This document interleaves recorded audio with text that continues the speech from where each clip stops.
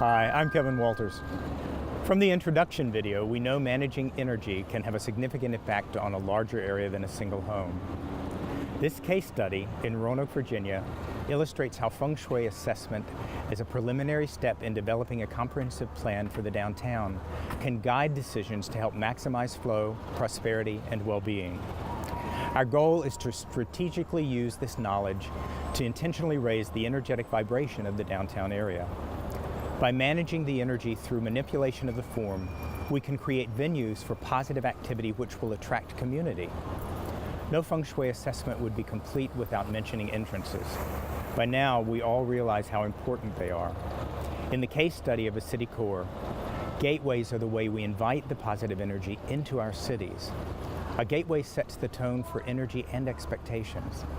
Eye-catching wayfinding is also valuable in keeping the energy flowing to support connectivity. Nothing should block the entrance to a building. That is, there should not be a tree or a pole close by and directly in front of an entrance. At the very least, this can result in the energy of increased decision-making, as people must choose to go left or right around the pole as they leave the building. It can also represent blocked energy, which in some cases can cause businesses to fail or be slow to advance. On the other hand, this beautiful building in Stanton, Virginia has the same center post configuration, but there does not appear to be a problem. Positive energy is added by the arches, and the energy of the building itself is outstanding. It is very important to evaluate feng shui rules in context, since it's not a single energy, it's a combination of all the energies interacting. Here's an example of a building in Roanoke where the post feels more like part of the building, very much like Stanton, and the brick paving helps to incorporate the post into this design. Now, how the energy gets to the entrance is also very important. We talked about the qi moving too quickly on a straight path. Feng shui considers this a bad sidewalk because the qi moves far too quickly to the front door. This sidewalk slows down the movement of the qi so that it doesn't bombard the front door. Here's a great example of an undulating sidewalk from Campbell Avenue in Roanoke. Here's another potential model from Greenwich, England, for changing the qi of a straight walkway by incorporating the design of an undulating walkway within the confines of the straight one. And of course, we understand that a change in street surface is critical in alerting the driver that something, the energy or activity, has changed and caution is required. The Roanoke Symphony, working with Traffic and Engineering and Public Art Commission, was able to install this exceptionally creative crosswalk. We have also talked about the importance of water as part of a design. The Frederick J. Kimball Memorial Fountain provides water flowing in all directions for horses, people, and even dogs. And here is lighting which illuminates the Kimball Fountain. Light is energy. Anything that stimulates the senses stimulates the qi. Here we have light as well as the sound of water. Public art can play a major role in raising energy.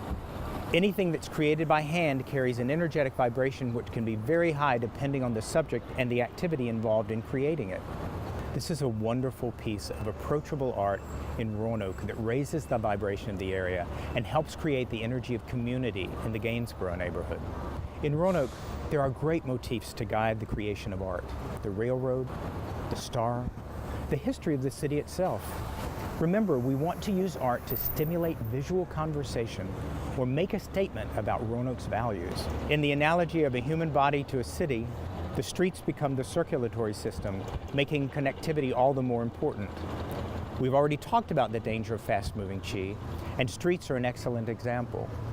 We have proven over decades how one-way streets cause property values to drop because the traffic and the qi moves too fast, and the residents with children and pets move to places where they feel safer.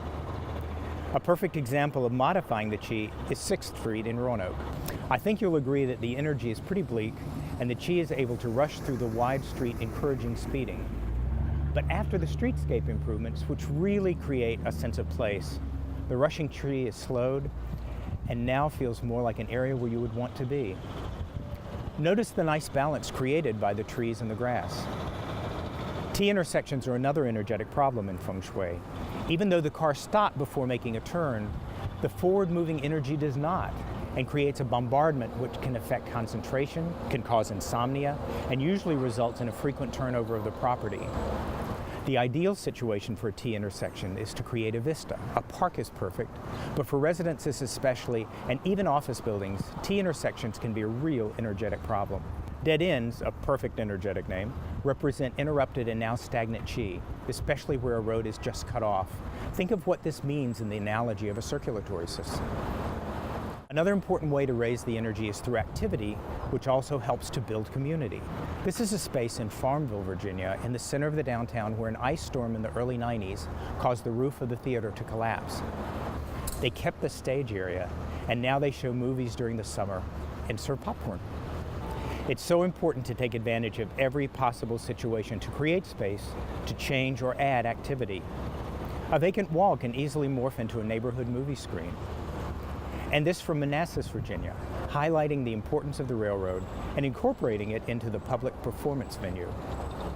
In Roanoke, this is a potential site on the river for this blending of art, performance, and history, like we just saw in Manassas. Roanoke has so much to be proud of. They need to continue shouting about it and capitalizing on the positive energy it creates. And everyone can be invited to participate. Donors can be honored in a number of ways. This example from Luray, Virginia, illustrates how benches in a community area were sold to commemorate the donors. This example from the Lynchburg, Virginia Farmers Market shows bricks inscribed with the donors' names. It's all energy, and anything we can consciously do to raise and sustain the positive energy will help protect the life of the project over an extended time.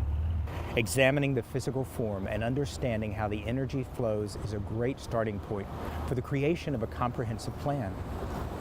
Blocked energy impedes progress, and our goal is to create a plan that will support the people who visit our downtown for many years to come. I would definitely recommend Kevin. He's got a broad enough perspective to look into things with a sense of objectivity about what you're trying to accomplish. He's also had some local government experience and has a degree in planning.